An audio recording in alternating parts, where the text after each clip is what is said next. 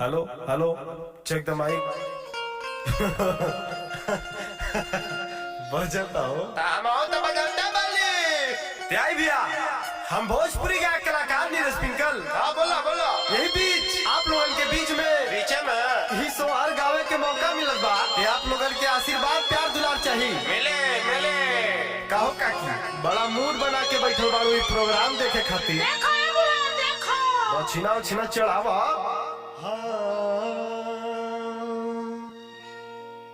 ओम जयंती मंगला काली जय हो।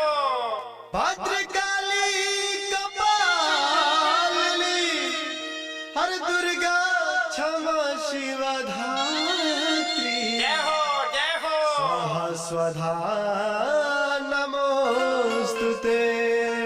नमोस्तुते से काम ना चली, आगे बढ़ो। भतीजवा के मौसी कहाबिया जुग जुग जिया सुलला नवा भावा नवा के भाग जागल हो। जुग जुग जिया सुलला नवा भावा नवा के भाग जागल हो। ललना लाल भइले दीपक कुलावा के मनावा में आस लागल हो। ललना लाल भइले दीपक कुलावा के मनावा में आस लागल हो।